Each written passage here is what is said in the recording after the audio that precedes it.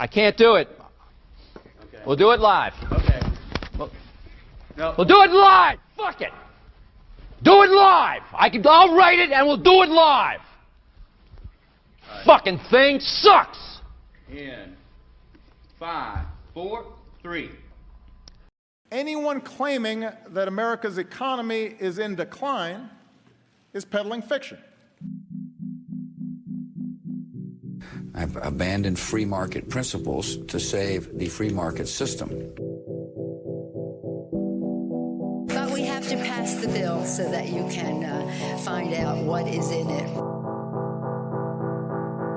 Raising the debt ceilings does not increase our debt. It does not somehow promote profligacy. I know words. I have the best words. Nobody knows the system better than me, which is why I alone can fix it.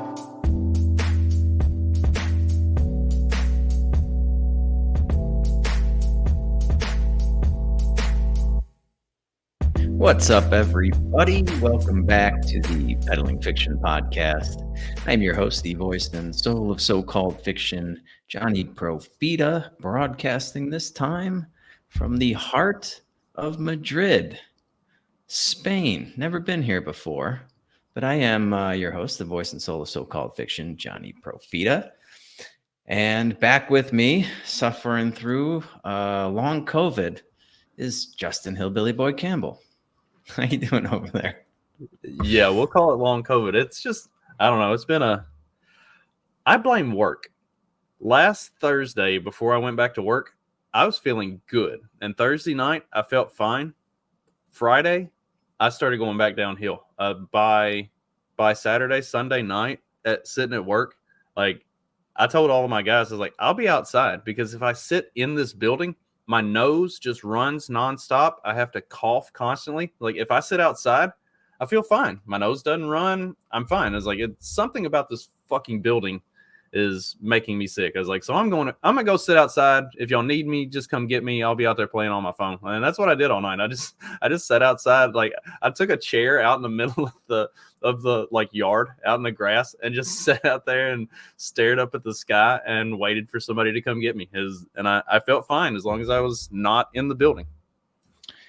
Yeah, maybe is there like black mold or something growing in the building? We handle nothing but liquid, right? We're an alcohol company.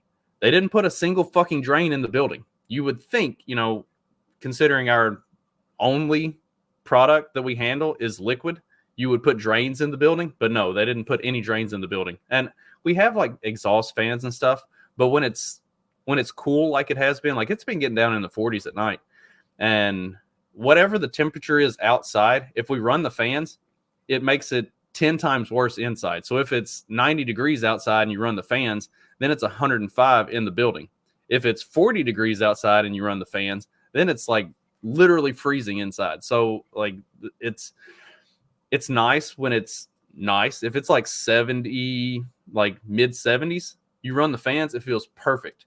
Any other time, if it's too hot or it's too cold, it just amplifies whatever the outside temperature is. So I can't really run the fans at night with the whole crew there just because I don't feel good. So, and then freeze all of them out. So I just did the decent thing and went and sat outside. What a guy. What a guy. That's why they keep you around. That's why I'm the best supervisor they've got. I thinking about my crew. And it's funny because like I would walk down the dock where like they had dock doors open and stuff. My nose wouldn't run. It was just like at my desk because it's just stagnant there. If the fans aren't running, then the air just kind of sits right there. And yeah, I don't know. That's one of the hazards of working in a giant ass warehouse is airflow is not great unless you force it to be. And so, yeah, it's just one of those things. We had a guy dumped over a whole pallet of tequila one night right in front of the desk. And I had to stand outside all night. Like the overwhelming smell of tequila right there in front of the desk. I was like, I'm going to fucking throw up. Like I did the same thing that night when the dude dumped tequila in front of the desk. I was like, I'm going to be outside if y'all need me to come get me, but I can't sit here at this desk and just smell tequila all night. I'm going to fucking hurl. Sounds like a party to me. You get a couple bims over there, a little tequila pool. Oh my gosh. Whenever a pallet falls and liquor just busts everywhere, like I like the smell of bourbon. I do not like the smell of like 6 gallons of bourbon all on the floor. It's too much. How often does that happen? More often than you would imagine. Yeah, we have an entire trailer that's just for damaged and broken stuff, where if something falls over, then they just basically like sweep everything up, dump it in a big tub, and we put it in this trailer, and then it goes to they rework it, so they take it and basically transfer it out of those tubs into other tubs, and then it gets it's not exactly boiled down, but more or less they boil it down to just like the alcohol and turn it into hand sanitizer and shit. Like it gets repurposed, but they have to like I thought we were gonna say that's how they make like Southern Comfort or something. It was funny that Southern Comfort is actually one of our best sellers. It's crazy. People drink the shit out of that, especially in the South. But the company, so I wasn't working for them at the time, but everybody that was there talked about it. Since we are going to talk about some COVID stuff, they said like when COVID first happened, they tried to switch over and they were going to like stop making liquor to drink and start making like hand sanitizers and stuff like that. And they did that for all of about a week and a half. And then the alcohol market just like went through the fucking roof and said, like, yeah, fuck sanitizer. We're going back to making liquor. Like people are more interested in drinking than they are washing their hands. Yeah. Another one of the, I wouldn't even call it unforeseen consequences. It was pretty fucking obvious that they were going to create an entire generation of alcoholics by locking you in your house for a couple of years. Like, that's an of course you're just going to booze it up. Well, so that's an interesting topic because economics is another thing we'll talk about some today. The alcohol industry is currently experiencing a massive drop off. Like it hit this like huge peak in COVID because everybody was staying home. Everybody did. The government was just constantly sending out $1,200 checks. So you had to some, and also a lot of people were getting unemployment for not having to go to work. And if you were in one of those states that actually gave you the unemployment bonus, you were getting more from the unemployment benefits to not go to work than what you would have been if you were working. So people had a lot of disposable income that was just kind of manufactured at the time. And you're sitting at home, you got nothing else to do. So people were just like loading up on alcohol. Liquor stores were one of the only things that was open at the time. So like the alcohol business just went through the fucking roof. Well, then after COVID ended and people started to come back, there hasn't been as like, so people don't have the disposable income anymore because inflation has just absolutely devastated our economy.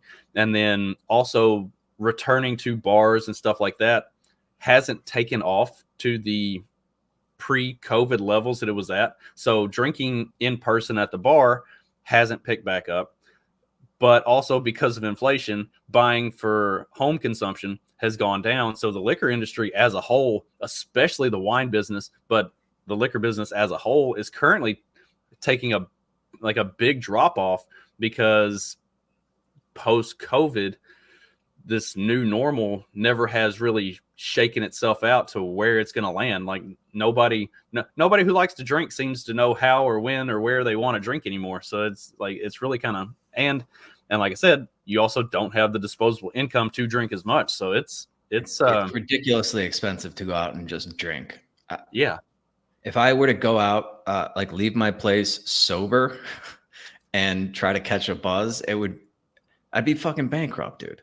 Be bankrupt. Be like, we're talking hundreds of dollars just on booze to try to catch a fucking buzz. It's ridiculous. So I might actually crack open a bottle of wine here during the show. So I'm going to dinner after this. So I got a bottle in me before I go out. You and my wife are like single-handedly keeping the wine industry in business right now because otherwise it's struggling. Yeah, but I mean, like, I'll put down, a few units before I even consider going out. Like even in Mexico, like, or other countries where you think it would be like less expensive, it's still like, the bang for your buck just isn't there. Like I don't post up at a bar anymore for like 3 hours and just drink, because it's going to be it's just too much money to justify the experience. You know what I mean? So yeah, fuck it. Just drink, buy it in bulk from Costco or something and drink it at home. Well, and part of that is the alcohol industry. A lot of the big liquor companies that produce all of the different spirits, the bourbons, whiskeys, vodkas, stuff like that. When inflation started to ramp up, they started to take profits. They started to raise their prices, not necessarily to match inflation because they were doing pretty good anyway, but they started to raise their prices because, everything is getting more expensive. So they had to take some profit on that. I think the company that I work for was one of the last ones to do it. But like when they did it, they didn't have a choice. It was like, okay, like we're starting to see our margins go from decent, like it's everything is volume based. Like you're selling on high volume, low margin. Well, when inflation is ramping up the way it was, those margins are just getting eaten into quickly, more and more quickly all the time. And so they had to take some profit because they hit a point where they're actually losing money on their best sellers because inflation is hitting them so hard. So, and you can't live off the $100, $200 bottles of bourbon and stuff. Like it's the bulk stuff that people are drinking that you have to rely on to make money. So they had to take profit on some of that stuff. But then what happens is as inflation doesn't back off, now people aren't buying as much. So now it's hurting on the other end. It's like, but also you can't drop your prices back down because everything else is still as expensive or more expensive. So you're just seeing your profit margins constantly be eaten into. Yeah, dude, it's crazy. I mean, we've had like 100 years of inflation. Like prices have been going up steadily year after year, pretty much every year since the Federal Reserve was created. And it's just like, can we just have like prices actually go down? Not inflation coming down from 9 to 3 or from 3 to 2.4. No, like I want negative inflation. I want deflation. Like, would it be so bad if prices just actually came down, an actual cut? It's wild, man. We've gotten so used to it that it's just anybody born in the last like 50 years just think prices automatically go up. That's just what they do. That's how an economy functions. And if they weren't going to go up by 2% plus a year, like that would be a disaster for the economy. It's just, you really have to be, you have to get a degree in economics and knock a few brain cells out of your head in order for that to make sense. And that's why you have, oh, go ahead. So speaking of knocking brain cells out, apparently if you don't get your COVID booster, that could reduce your IQ. Dude, yeah, I saw this. I never thought this was going to be the talking point to sell the next booster. This is incredible. So, did they give you something in the initial shot that makes you retarded unless you continually get the booster? Right? It's like, what was it in the original shot that if you don't keep getting the booster, your IQ is just going to start going down? Yeah. What? What? Yeah, read some of this for us. Many people regard their ability to reason as a core aspect of their identity. That's one reason the prospect of dementia is so frightening. This research suggests that getting your booster may be one way to preserve that ability and promote brain health. If you want to keep solving Wordle or the Saturday crossword, you have an additional reason to get boosted. The largest deficits in global cognitive scores were observed in the groups of participants with SARS-CoV-2 infection during periods in which the original virus or the alpha variant was predominant, as compared with those with later variants. So if you had OG COVID and you got your shot, but you haven't gotten any of your boosters, then you might start to experience cognitive decline. It's that long COVID. That's what that is. Yeah. So they've Fog. designed. So let's go over exactly what the COVID vaccine does now, because as safe and effective as it is, it does not prevent transmission. It does not reduce symptoms or hospitals. There's no evidence of that. So it doesn't do anything, and there's no beneficial thing really in terms of getting COVID or like lessening the severity of COVID or anything like that. They can't really link it to that anymore. That's just sort of the progression of the COVID virus as it mutates. So it doesn't do that. It could give you heart problems, especially in younger people. You could have, you could permanently damage your heart. And apparently it makes you stupider than you were before. Like, this is wonderful. I mean, they nailed it on this one. What a great, dude, anybody who's still pro-vaccine after the last like 4 years, it's because you got vaccinated and you lost brain cells, apparently. First episode back on YouTube, and we're going to get suspended already. Yeah, 100%. I am. What is it when you just can't stop fucking like hurting yourself? This little stat here is fun. According to a study released in May, the current boosters are 52% effective at protecting against infection after 4 weeks and 20% effective after 20 weeks. So, like, if you're not getting a booster you have to get a booster every 6 months just to have a 50% effectiveness against of protection. And that's the crazy thing. I talked about this a lot when they were first rolling this thing out, is like the flu shot always had somewhere between a 44, 42 up to like a 48% effectiveness against the flu. And generally somewhere around 45% of the population would get a flu shot. So is this really something that, like, you know, is going to eradicate the flu? No. Why would we ever expect that these shots were going to do anything different than what the flu shots did?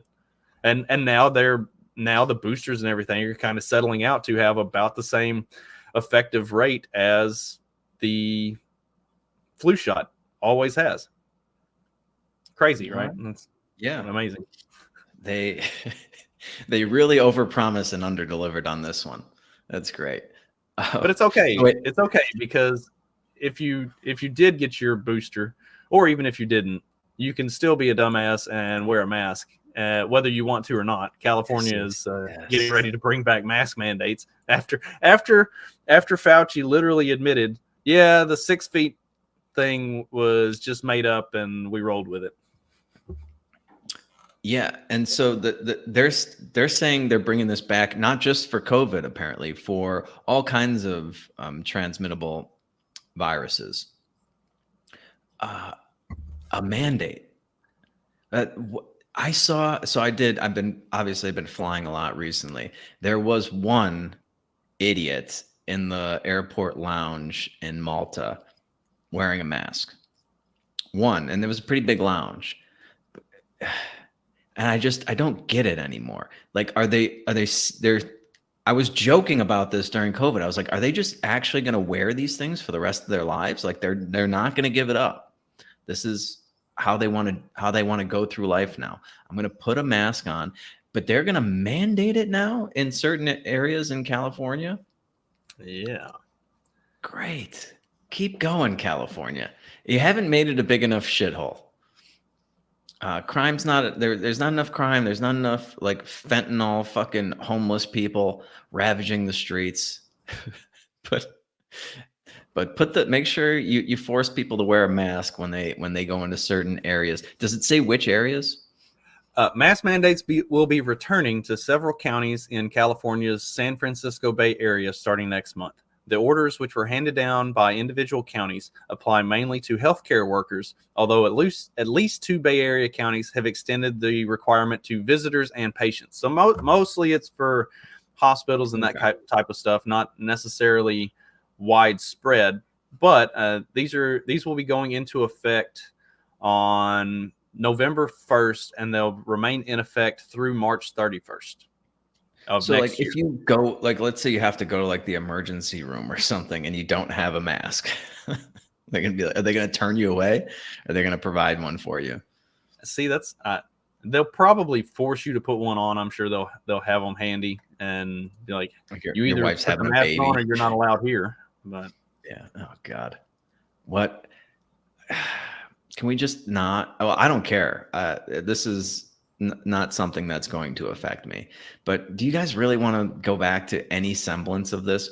Like, I really thought that, especially since they've kind of come around, even in like the corporate press, and they've been like, okay, yeah, like we got a lot of stuff wrong with COVID. Now they haven't apologized. They've just said that this thing, like, well, you know, we did the best we could with the information we had at the time, and blah blah blah blah.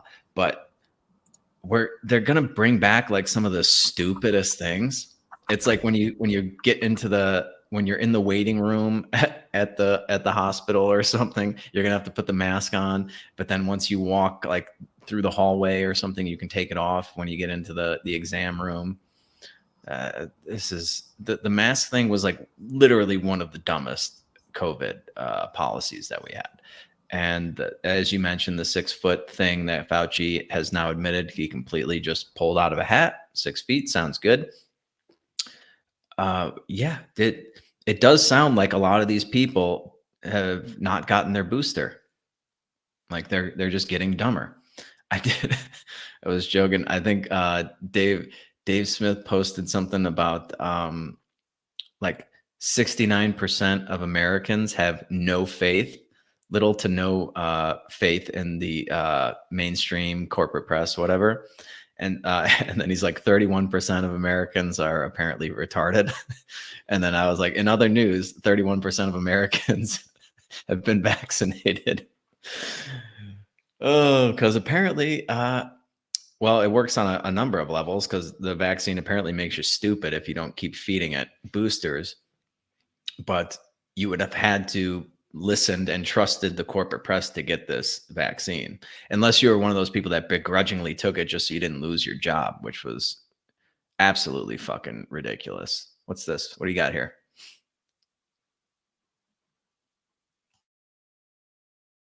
Oh, you're muted. You're muted, bruh. Okay, so sorry, I coughed and I forgot to unmute myself. Trying not to spread the COVID to you. A study involving 1.7 million children has found that myocarditis and pericarditis only appeared in children who had received the COVID mRNA vaccines. So this is the results, the findings of the study. Among both adolescents and children, myocarditis and pericarditis were documented only in the vaccinated group, with rates of 27 and 10 cases per million after first and second doses, respectively. Like, I know 27 and 10 cases per million doesn't sound like a lot, but this was from the same if it saves one life people. So, yeah. Well, are we actually streaming to YouTube? Live streaming? Oh, yeah. That's so fun. I didn't even think about that when I pull up all this COVID stuff. That's just fucking hilarious. Well, let's see what they do. Let's see what. Come at me again and tell me this is. I mean, these are actual studies. Like, I don't see how you can be. I do see how you can be censored. I've talked about it before. I literally had a study that I presented on a live stream that within a week was gone completely from fucking existence after I read the fucking report and then notified him and then made the mistake of appealing my strike and saying, look, here's the actual study. And then the study goes 404 page not found. It's like, God damn it. I knew I should have saved it before I sent it. I just think like me dumbass back then. I'm like, okay, like it's literally a study authored by fucking Tony Fauci. I'm like, I'm gonna send them the report. They're gonna be like, oh yeah, we were wrong. Restore the video. All is right with the world. I don't think that they're going to like How delete naive. fucking study. Yeah, That's so funny. Yeah, you're like, yeah, no, I'll just present them with the evidence, and they'll look at the evidence, and they'll realize, and they're reasonable people, and they'll come to terms with it, and they'll be like, oh, yep, we made a mistake here, and nope, they just took that, and they found whatever site that was posting that, and they fucking nuked that too. Fucking YouTube, get fucked, YouTube, get fucked. They're crazy with the ads now too. Well, how many ads are we going to have running during our live stream? I want at least an ad every 4 minutes. Otherwise, it's not a YouTube channel. Did I tell you about the I went back and reread the article that came out in February, the Time magazine article about like fortifying the election. And I went back and reread the thing, and a lot of stuff got edited or kind of like it's still up, but they took a lot of the like cabal, the real like shenanigans. in the original writing of it, it talks about the cabal to secure the election. They took all of that wording out. There was stuff that talked about how they went in late 2018 and all through 2019, and we're getting like voter registration laws changed in a lot of these swing states and stuff. Like this cabal was using lawfare to get voter registration. All of that got removed. Like none of that is in the current article. But if you go back and find like I read it when it first came out, Pete Quinones and a bunch of others read the article when it first came out. And a lot of the meat from that article has since been removed. And now it's a lot tamer and doesn't look quite so shenanigan-y.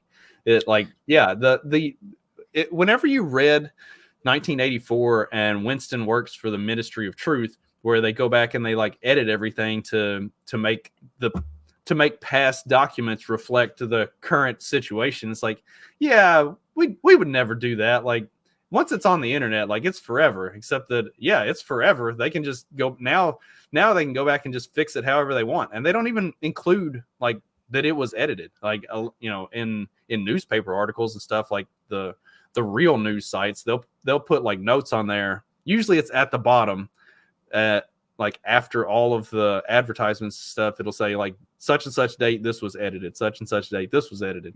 They don't even do that shit on this stuff anymore. It's just like, yeah, we changed it, fixed it. It's pretty crazy. I mean, yeah, it seems like the only thing that's forever on the internet is like bad pictures or like porn and stuff like that. If it's information, like they can wipe that shit. And it really makes you wonder like where we're going to be in a few years, because there's very little that's like put out in physical print these days. And you see it kind of all throughout society with, they try to get away from cash. They want everything digital. There's a reason for that. Like they can control digital a lot more than they can control anything tangible. And the people that are in control don't like losing control. It's an interesting dynamic where it's like the internet kind of prevents them from controlling a lot of things, but it also gives them like almost like a back door or something to retroactively fix things, so that if you go back, people that weren't around, maybe you're younger or something, and 10 years from now, you're going to go back and try to look for something, and they get to whitewash history. It's pretty scary. One of the things that they're having trouble whitewashing historically is Kamala Harris's record as a DA, though. Even though she's currently out there pushing for legalizing marijuana, that has not prevented the running of her track record. Her 1,900, actually, it's been estimated that it was all told over 2,000 black men that she put in jail for marijuana possession or selling marijuana or what, like for marijuana related charges. As she's now like, since black males are by and large turning against Kamala Harris, like they've had Barack Obama out there like trying to convince dudes like, hey, we gotta get out and support Kamala Harris now. Y'all aren't supporting her the way y'all supported me. It's like, yeah, well, yeah, there's a reason for that. Yeah, we covered that on the last episode. Barack Obama scolding young brothers for not falling in line and voting for the black lady. And then, yeah, dude, I mean, can you blame them? Can you blame? She has a horrible track record of treatment of black men, and just the Democratic Party in general has been like, fuck men, essentially. Their entire platform was geared towards women, which you think is like kind of a stupid way to go, because you're running a woman, so you're gonna get all these women anyway, just because, like, you know, humans are such fucking idiot bobblehead seals that they're just like, oh, woman, yeah, she's like me, I'll vote for her. So yeah, Kamala Harris has a major problem with male voters and the Democratic Party overall. I mean, what's one like pro male position that they've taken? I don't know if I can think of any. I mean, they have been objectively anti-male for the better part of 15 years, at least. Yeah. They're running commercials like, dude, I always remember that Gillette commercial for some reason, but that really, like, to me, that like kind of kicked it off. But that was like, yeah, that was like 10 years ago. Everything's just like women. You know, you men are toxic masculinity. They want you to be more like women. They're fine with, you know, giving you hormones and chopping your balls off and everything like that. This is it should not be a surprise that she has a problem with men. This gets into the numbers. It's a pretty interesting, you know, dynamic, because she's crushing it with women, apparently. And then Donald Trump has the lowest women percentage of women, I guess, in the polls that he's had since he started running for president. In 2016, he had like he was like +7 or something, and then he was +6, and now he's only +1 or something like that. So Donald Trump's struggling with women. Kamala Harris is crushing it with women, but she's losing the black male vote, and then men overall. Donald Trump is probably getting most of that. I don't think a lot of those men are going third party. Yeah, here's the breakdown of the male voting. Which, or no, the white women. It's specifically white women, but I mean that, like, there's no point in talking about the black binders women. full of women for Romney in 2012. Let's take a look here. The GOP's margin among white women. Look, Romney won him by 9. All right, Trump in 2016 won him by 6. You go back 4 years ago, Trump won him by 7. Look now, look how much lower Trump's margin is among white women. Look, he still leads, but it's well within the margin of error. It's just a point. He's doing 6 points worse than he did 4 years ago. In fact, he's doing the worst, if this holds, for a GOP candidate this century among white women, John. Well, how much do white women matter in the electorate? So this is the whole thing, right? How much do they matter? If you were to break it down, white women, white men, women of color, men of color, white women make up the plurality of the electorate, 36%. So, you know, yesterday we were talking about those massive gains that Donald Trump was making among black men, black women. But the bottom line is they actually make up a considerably smaller portion of the electorate than white women do. So when we're talking about 5-6 point shifts, 7-point shifts in Kamala Harris's direction, we're talking about that among a major part of the electorate, and that can actually move the overall electorate more than ginormous shifts among a considerably smaller part of the electorate, John. CNN marginalizing black people. Imagine that. Yeah, and white women apparently want to destroy the country. There's an interesting thing about these polls, especially when you look at like CNN polls and ABC and some of these other more biased news sources. How many white women are married and are not answering these polls, or are not answering honestly? Like, they're going to vote however their husbands are voting. And like, it's, I always have trouble putting a whole lot of faith in especially in a CNN poll or an ABC poll. Like, they have been notoriously bad at, and there's even been polling data from CBS, ABC, and MSNBC that shows like the way they conduct their polls. They almost exclusively go for heavy blue areas in their polling. And so if Trump is even marginally close, like within 6 to 8 points, the way they do the polls, you like that's massive for Trump to be within 6 to 8 points in the polls that ABC, MSNBC, and CNN are conducting. Like, they're polling heavily blue areas. To get that much Trump support from a heavily blue area, that's usually not a real good sign. If you look into the numbers more deeply, it's not a very good sign. Yeah. Well, and then if you just look at the actions of the Kamala Harris campaign, the fact that they've done a complete 180 from their original strategy, which was she might do, dude, a month ago, she was just going to do one fucking interview. Like, and she was going to be very selective of who she was going to do it with. And she's like, we're just going to do this one. She'll get through it. And then we'll fucking lock her away in a closet and hope for the best. And now she's still kind of doing this media blitz, and it's going just god awful. She has nothing to say. She makes no improvements from interview to interview, even like within a day. Like, they'll ask her, what was the question that they were asking her? Like, what she would do if there was anything from, she's going to be she's talking about change, we need to turn the page and move forward and all these stupid fucking cliches. And they ask her, like, in a morning interview, I forget which one it was, like, what's the change going to be if, you're the change candidate? Like, what are you going to do differently than Joe Biden? And she couldn't think. She's like, I couldn't really think of anything. And then she goes on the fucking Colbert show and he asked her the exact same question. And she's like, oh, no, I don't know. I got nothing. It's just like, you couldn't even fucking fix it. You had like 6 hours to come up with something. Get a better answer.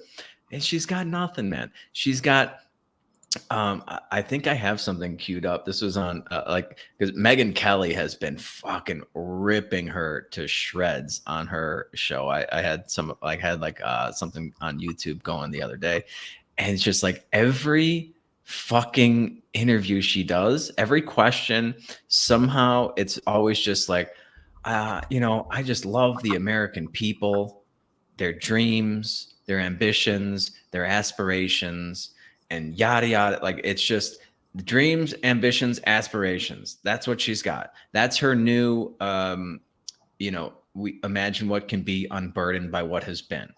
They told her not to say that, and now she's got dreams, ambitions, and aspirations. She's memorized those 3 words, and she's just gonna fucking circle back to that over and over and over again. Doesn't matter what the question is. That's all you're gonna get out of her is a bunch of fucking meaningless platitudes and cliches. And but they can't. It's like a downward spiral, right? It's like she's behind in the polls, or the polling is way too close. It basically shows it kind of dead even, I think, from what I understand. But like you were saying, Donald Trump usually performs better than the polls indicate. And so they must be freaking out on some level. So they're like, yeah, we got to get her out there, and she's got to, start talking to the American people. And then she does that and she bombs it. And so she goes down even more in the polls. And then she's like, okay, she got to do another interview, and she bombs that. And they just keep it's just a downward spiral. Listen to the nonsense, the repetitive nonsense. And if you've got, a vodka soda with a splash of lime right now, I challenge you to refill my glass of wine. Hardworking dreams, ambitions, or aspirations. For those who say these policies aren't for me, what do you say to them? Well, if you are hardworking, if you have the dreams and the ambitions and the aspirations of what I believe you do, you're in my plan. And I'm so energized by what I know to be the spirit and character of the American people. All Americans, wherever they start, wherever they are, have the ability to actually achieve those dreams and those ambitions. I'm hammered if I'm drinking at home at this point. Dude, that's just one example. She's done at least half a dozen more interviews like that, where it's completely meaningless. If if you have the dreams, and the ambitions and the aspirations of the American people that I believe they do, then you're in my plan. What? And then she's like, I have an economic plan for an opportunity economy. Like that's some fucking profound thing. She's so proud of that. I call it an opportunity economy. Like she's the first one to fucking think of that. She's as proud as of that as like Donald Trump is of his shitty fucking nicknames. I call him New Scum, Gavin New Scum. It's just like, dude, this is the best we can do. This is the best we can do. A country of 330 million Americans and another probably 50 million illegal immigrants. And this is all we have to offer. Dreams, ambitions, aspirations.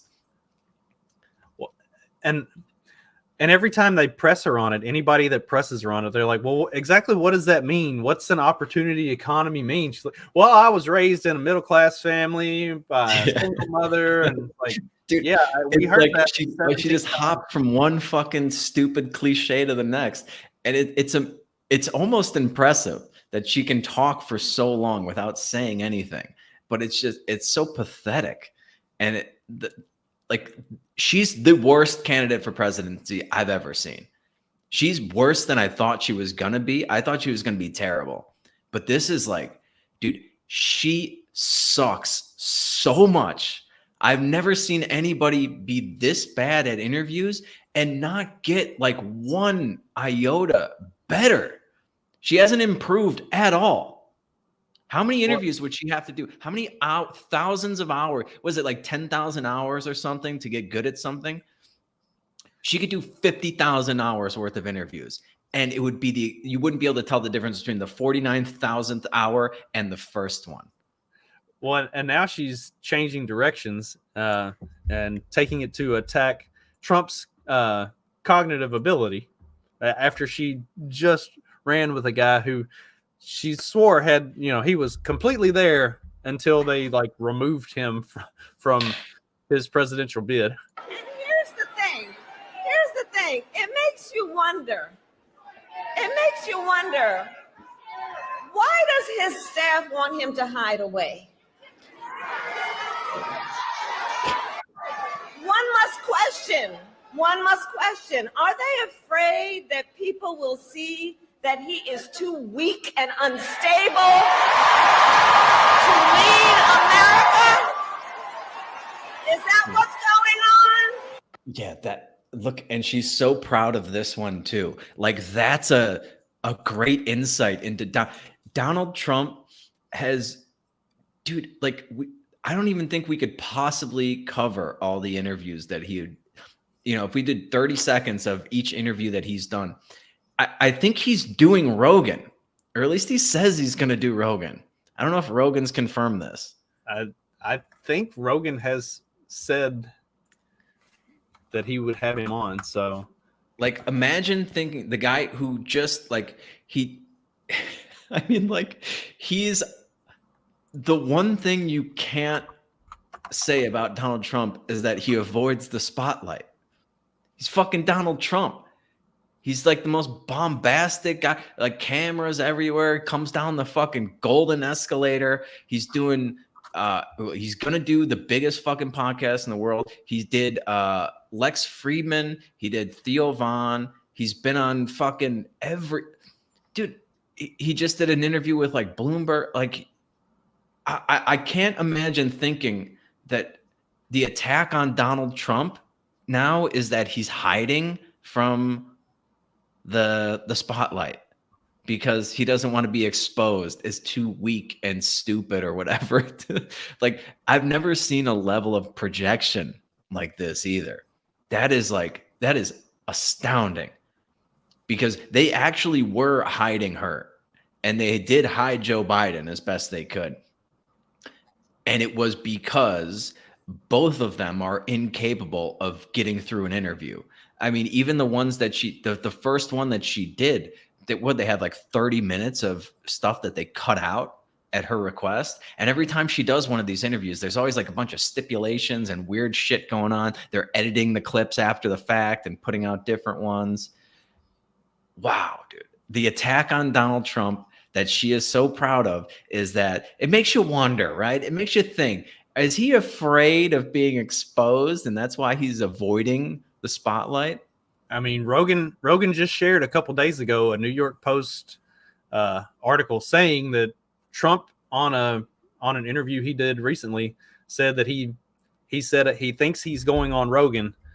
He hasn't gotten a confirmation of dates yet, and Rogan reposted that. So like, yeah, I mean, dude, like the I'm gonna do Rogan thing, I think broke the exact same day as Kamala Harris saying he's avoiding the spotlight. He's afraid to do interviews. If it wasn't the same day, like I saw them on the exact same day. And I was just like, imagine thinking going on Joe Rogan is avoiding an interview. That's going to be, I mean, I don't even know if that's a great idea for Donald Trump because like Rogan could make him look bad in certain regards. I mean, they'll have Trump is usually pretty good at developing rapport with people that aren't like fucking, Trump derangement syndrome people. And he's done pretty well. Like if he goes into hostile environments, I watched or listened to the one where the guy from Bloomberg was all over him. And like, I mean, obviously I don't agree with a lot of what Donald Trump is saying, but in terms of like doing a good interview, especially like compared to what Kamala Harris has done, like he's knocking it out of the park. And when he had the really hostile interview with the Black Journalists of America or something, like he came out looking better in both of those interviews than the people interviewing him. And I mean, Joe Rogan could be tough. That's like, that could be 3 hours of him. They'll have some good moments and some interesting, Trump, a lot of these podcasts he's done have been, he comes off as very personable. And you see a different side of him that completely clashes with the narrative in the corporate press. They say but the way Rogan if he gives like some of these these bullshit answers to things, he's like, tariffs and the American people, we're gonna win, all that stuff. Like Rogan's gonna press him on that, and it's gonna be tough for him to actually say something of substance. They say the way Rogan does his show and his interviews is you get an hour. And if they develop a good rapport and they have a good back and forth and everybody's getting along and stuff, and during that hour, then it could go for 2 or 3. But if it's not going good, then you get an hour. so that would be the interesting thing to see is how long is it? And also Trump has been known on some interviews to like nail down, like, this is how much time I have for this. So like the one he did with the American Black Journalists of America. Yeah. Like it was like, I've got this much time. So like, this is how much time you got. We're going to do this. I doubt he would do something like that with Rogan. Like he would probably carve out the whole day and be like, we're doing a Joe Rogan experience. Yeah. Dude, if he does Rogan or when he does Rogan, that's going to get like 50 million views or something. It's going to be crazy. Rogan gets like 12 million regularly. Well, could you imagine if Kamala Harris did Rogan?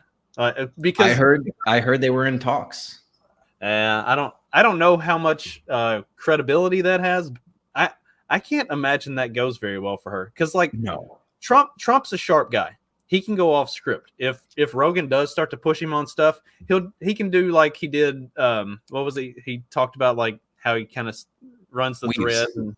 He can weave and kind of duck and dodge, and he's sharp enough to make a good conversation out of it without really answering any questions. Kamala Harris, she has shown a complete lack of ability to go off script. Like if she gets pressed on something, she gets angry, and it's over, dude. Trump could get through it. There might be some. I guarantee you, like if they go for a couple hours, there's going to be a few minutes where he looks pretty bad. And, the Kamala wins or whatever could put it out on Twitter, but he would get through it and there'd probably be more good than bad. Kamala Harris going on Joe Rogan would be a fucking train wreck, dude. And it would be so awkward and terrible. I would love watching every second of it, but there's no way that she could make it through an interview with him. There's just not, like, you can't. He would just be like, what the fuck are you talking? Like, dreams, ambitions, and aspiration. Like, what does that mean? Yeah, and I then feel like she's got nothing. I feel like somebody in the Kamala camp heard that Trump was going to go on Rogan. And so they just like put the rumor out there like, oh yeah, well, Kamala Harris is also considering going on Rogan, not realizing that like if that actually like if you manifest that into reality, that is like that would be devastating for her. Well, they didn't want to, yeah, they don't want to lose the talking point that Kamala just came out with. Donald Trump can't do interviews. Look at all the interviews I'm doing, and he's ducking 60 minutes or something. And then he goes on Rogan, and then what's she gonna do? Not go on Rogan? They gotta be like, oh, well, we were at least talking, like we couldn't get it arranged in time or something because there's only like 3 weeks left. Well, like Trump doesn't need to go on 60 Minutes. He doesn't need to do these mainstream interviews because right now they're all bringing JD Vance on, and JD Vance is just roasting them left and right. Yeah. Oh, this was great. We're limited to a handful of apartment complexes, and the mayor said our dedicated police officers have acted on those concerns. A handful of problems. Only, Martha, do you hear yourself? Only a handful of apartment complexes in America were taken over by Venezuelan gangs, and Donald Trump is the problem and not Kamala Harris's open border. Americans are so fed up with what's going on, and they have every right to be. And I really find this exchange, Martha, sort of interesting because you seem to be more focused with nitpicking everything that Donald Trump has said rather than acknowledging that apartment complexes in the United States of America are being taken over by violent gangs. I worry so much more about that problem than anything else here. We've got to get American communities in a safe space again. And unfortunately, when you let people in by the millions, most of whom are unvetted, most of whom you don't know who they really are, you're going to have problems like this. Kamala Harris, 94 executive orders that undid Donald Trump's successful border policies. We knew this stuff would happen. They bragged about opening the border, and now we have the consequences, and we're living with it. We can do so much better, but frankly, we're not going to do better, Martha, unless Donald Trump calls this stuff out. I'm glad that he did. And then she... Yeah, that clip cuts it up. She's like, well, let's just say, how did she put it? It was only a handful of apartment complexes. It was only a handful. Like it was a minor. Yeah, dude, that is, it's like, what's the meme where it's just like the way the media does stuff? Like, it's like, oh, that's not happening. Because, a month ago when that story kind of broke, it was, oh, there's no Venezuelans taking over apartment complexes. You're crazy. That's a conspiracy theory. And then a month goes by and they're like, okay, yeah, it's happening, but it's not really a big deal. And then after that, it's like, okay, it's happening, but here's why it's a good thing. Like that's where we're at. We're right in the middle here, where it's just like, yeah, it's happening, but it's just a handful. It's no big deal. It's no big deal. That is, dude. I'm almost speechless at how fucking stupid that broad is. It's like, Martha, do you hear yourself right now? It's like, so they've only taken over a handful. Oh, okay. Like, how many more should we let them take over before we consider this a problem? Right? Like, do they need to take all the apartment complexes in the town before it's like when are you going to consider this, that this is something we should deal with? It's just a handful. I bet if it was her fucking high-rise, $1 million place that she lives in gets taken over by Venezuelan gang, they're just going door to door and extorting you. I don't think she'd consider, it's just, there's a little speed bump here. It's just a little stutter step. No big deal. And meanwhile, this is what the Democrats are putting out for their vice presidential candidate, doing his best Elmer Fudd impression. Here's Tim Walz. And Senator Vance, he became a media darling. He wrote a book about the place he grew up, but the premise was trashing that place where he grew up rather than lifting it up. This guy's a venture capitalist cosplaying like he's a cowboy or something.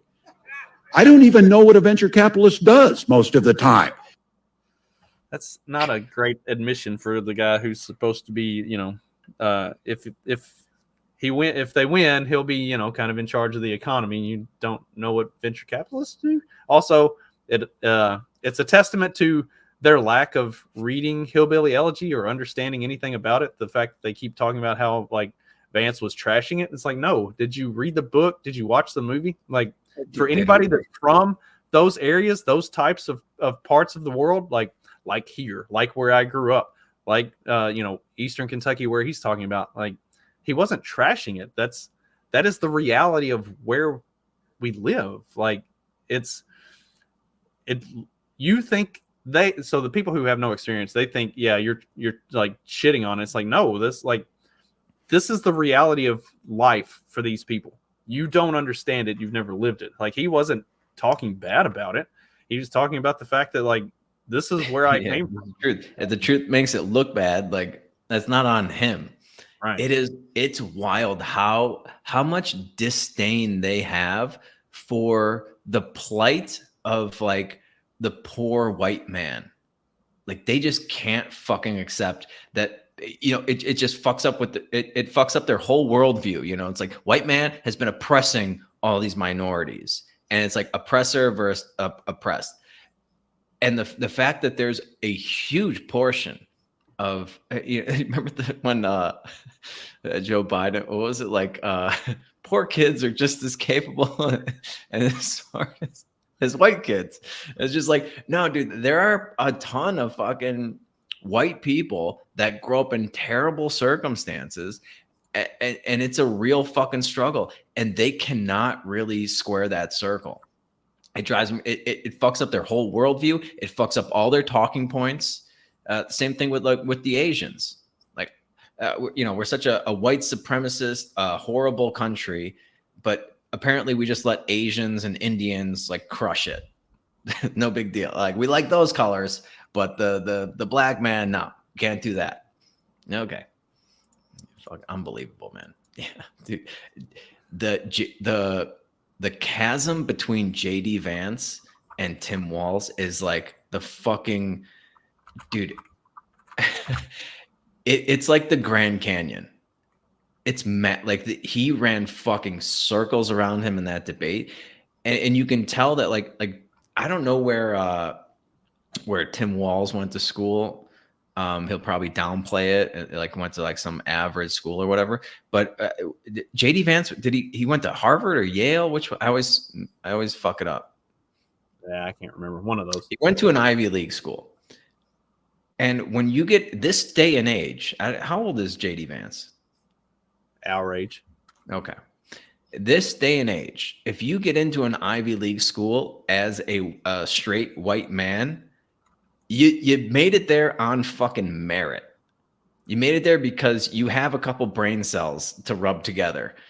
It is blatantly obvious that he can run circles around Tim Walz and obviously, for that matter, Kamala Harris. The chasm between Donald Trump and Kamala Harris is not quite as great. Donald Trump's kind of a fucking buffoon, but he could still run circles around Kamala Harris for the most part too, even though he didn't quite fucking measure up during that debate. But that's just because he's very easily manipulated. Right. He got distracted and took the bait on a lot of stuff, and that's something that these interviewers. Donald Trump's kryptonite is his fucking ego. If you go after his ego, he's incapable of refraining from addressing it. But that's something that these interviewers are having trouble with whenever they're talking to JD Vance, is he doesn't take the bait. Like, he sticks to the talking points, he sticks to the facts, he hits them. Like, anything that they throw at him, he's ready to throw it right back in their face. They can't get him to get sidetracked on the dumb shit. Like, it should be fucking easy because you know exactly what they're going to try to throw at you. Like, they don't have a great playbook. There's no deception. It's like, okay, I'm doing this interview with this channel and this is in the news. Like, here's what they're going to throw at me. And he's completely prepared to parry it and then fucking knock you out. And that, like, the fact that Donald Trump can't do that is like a big problem. Like, he should be up big time against the worst presidential candidate I've seen in 40 years. Like, it's not even close. She's the worst. Dude, if she was running for any office, like even like your fucking local, like whatever, like superintendent. Like, she sucks, dude. She's terrible. I wouldn't trust her to run a fucking coffee shop. And she's running for president, and she's god awful at it. The fact that it's even like debatably close is a testament to just how weak Donald Trump is. But I don't know what, we got a few more minutes. I know you got a hard out in about 10 minutes. So what else we got? Anything else we can get us kicked off of YouTube? See if we can do it all in one episode. You want to do the Mark Cuban thing? I didn't see this, so you'll have to. I didn't actually listen to that clip, but I just thought it was so fucking funny, dude. He almost looks like Rachel Maddow now. They are getting strikingly similar in appearance. Let's see what Mark Cuban has to say. I'm sure he's got something good. In terms of the targeting that he is talking about for a second term, and what we saw in his first term when he picked out individual businesses or sometimes individual business leaders who he wanted to use the government to punish, when he went after Amazon and Jeff Bezos, when he went after saying he wanted to go after Mark Zuckerberg, when he did other things that were targeting businesses because of what were perceived to be his political. Wait, does the left love Bezos now and Amazon? I'm so fucking confused. I can't keep up. Dude, it's they love Mark Cuban now too, because he's dancing to their fucking tune. Mark Cuban used to be like a fucking rebel. He's a billionaire, so I thought they hated billionaire. It's amazing that all they have, like Bernie Sanders will say, like, billionaires shouldn't exist. They're a fucking, they're the worst fucking aspect of society. We should get rid of them. We should take as much as we should steal as much as we can from them so that they don't fucking exist, because it's evil that they exist.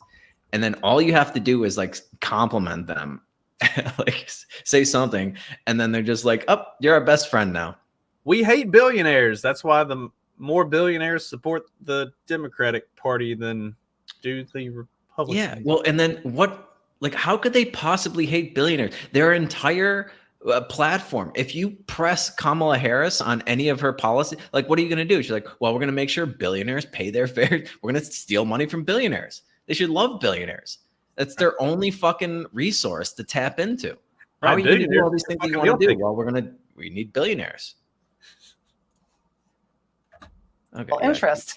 I would have thought that would have made him radioactive in the business world, because business people are too smart to think that they can always be on the right side of those calculations, right? That they won't ever be the one who's in the crosshairs once you've got somebody who uses the government that way to reward and punish his enemies and his friends. Well, you don't hear a whole lot of CEOs other than Elon Musk, particularly of large companies, coming out and supporting him for that very reason. You don't hear them condemning him because they're worried about his retribution or his vengeance. But literally, there's been nobody that I know other than Elon that has come out in support of him. You recently said in an interview that some business leaders who are supporting Trump, with the caveat of what you just described in terms of, high-level leaders, not too many of them doing it. You said that some business leaders who are supporting Trump are doing it because they think they can manipulate him. Can you explain what you mean by that? Yeah, it's very transactional. For the right amount, you can guide policy. I think you saw that with crypto. Trump did completely flip-flop on crypto. But the idea that Trump is the only politician that you could manipulate with money. Kamala Harris, she stands on principle. It doesn't matter. You could throw all the money in the world at her, and no, she's going to stand firm. She is a principled person. She knows exactly what she believes in. She never wavers on any of that. Oh my God, dude. Mark Cuban. By the way, who let him put those glasses on? He looks like Rachel Maddow's a fucking lesbian, right? He looks like her lesbian partner. 100%. Lesbian partners like start to look exactly. Yeah, I bet he was like, "You got to take your glasses off for this." So Rachel Maddow was not wearing her glasses. He's like, "Because I got mine on." Yeah, he does have some. Those are some perfect lesbian glasses that he's wearing. Yeah, that's correct. Doesn't he have anybody that just be like, "Yo, dude, you look like a fucking angry lesbian now. What are you doing? What's the matter? Dude, he's a fucking billionaire. He's wearing a hoodie. Dude, I hate this shit, man. You're a fucking billionaire. You should be wearing like a fucking custom suit that costs 10 grand. What's up with the room that he's sitting in too? Like, even if he's in like a hotel room, it looks worse than the room I'm in. Right? That's the least. Is he just in a shitty hotel? He could have at least set up on the set of Roseanne. Fuck. Dude, I don't. What is this impulse? I hate this about the left too. Like, they're so ashamed of success. Like, they have all this guilt or something. Like Mark Cuban hit the fucking lottery. I still don't understand. Like, he was just, it had to be right place, right time. Like .com bubble. He was just doing radio on the internet. It was like the dumbest idea ever. And somehow he made $1 billion. But whatever. Like, you've started a bunch of successful companies that you have nothing to apologize for. Why are you wearing a fucking, he's wearing the exact same thing you're wearing right now. Like a black hooded sweatshirt in a nondescript room. Like, there's no artwork. I'd have a fucking Picasso on the wall behind me that I paid $30 million for. I'd be in a fucking tailored suit with like cufflinks and shit, smoking a fucking $10,000 cigar just because I can. Why are they such fucking pussies, dude? It's unbelievable. Unbelievable. Yeah. It's that self-hating bullshit. Yeah, they're self-loathing. Yeah, it's pathetic, man. It's absolutely pathetic. And when he's just like, oh, like only Elon will back him. He's like the only like major business guy that will back him. It's like, yeah, that tells you everything you need to know about all these fucking pussy cucked businessmen. Well, they're too afraid. If the left's MO is to look more like losers, we'll wrap up on their vice presidential candidate one more time, because I don't think you can look more like a loser than this guy attempting to pretend to pheasant hunt. Yeah, that's my theory, and it never fits quite right. Never fits quite right. It's not quite right. How do you give it back? This is a Beretta A400. I bought it when I was shooting a lot of trap, because it has a kind of their patented thing, a kickoff. So when you're shooting a lot of trap, were you? Yeah. So So for those of you just listening, he's trying to load this shotgun and struggling, mightily struggling, and he's assumed this position where he's like kind of crouched over, and he's got the butt of the shotgun halfway up his pussy, and he's trying to put the shotgun shells in, and he can't do it. And he's like making conversation, like, oh yeah, like that never goes anywhere, dude. Have you ever struggled to put a fucking shotgun shell in a shot? It's like the easiest thing to load. It's easy. In this whole thing, they never actually do any hunting. They never actually shoot at anything. This was the most uneventful like pheasant shoot ever. I mean, at least Dick Cheney shot a friend in the face. Like, come on, something. Fire the gun. Yeah, Cheney, they love Dick Cheney now too. Dude, how much longer are we gonna do these like cringy fucking things where politicians pretend to not be lizard people? Like, can we just stop it? Even if it went well, like let's say he like looked really good with he was very proficient with the fucking shotgun. Like, is that gonna move the needle? Is that really gonna move the needle? You think all these fucking like barrel-chested fucking Republicans be like, oh well, he shoots pheasant like I shoot pheasant, so now I'm gonna vote for him? This is all just so fucking stupid. It's like from 1950. Get rid of it. It's so it makes him look unbelievably bad and so fun. Like, there is the one thing about Donald Trump is he's fucking genuine. I was talking to somebody the other day who loves Kamala Harris, chick from Argentina, Kamala Harris. And I was like, what do you like about her? And, anyway, she's like, well, like, what do you think? I was like, I think Kamala Harris is stupid and fake. I just say this in Spanish. So I was like being very like blunt. I was like, I think she's dumb and I think she's fake.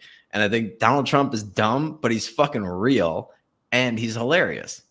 So if I had to vote for one of them, I'm going with real, hilarious, and dumb instead of dumb and fake. Every time. And yeah, it's amazing that they keep trotting out these fucking videos that just make them look worse every time. Oh my God. But yeah, that was brutal, dude. That was as bad as any interview trying to fucking load the shotgun. That was almost as bad as the head of the ATF failing to take apart a handgun. Yeah, we should try at the next happy hour. We'll do it next week. I will load my shotgun and take apart my handgun quicker than what Tim Walz failed to load his shotgun. just the position. Who loads a shotgun like that? Puts it in his lap oh my God. All right. Yeah, you got to roll. Yep. Thank you all so very much for listening. No show on Friday because I will be, well, actually, I might be able to do no, I can't. I get back at no, I have a long layover in Mexico City. But yeah, I'll be heading back to Mexico on Friday. My vacation is over.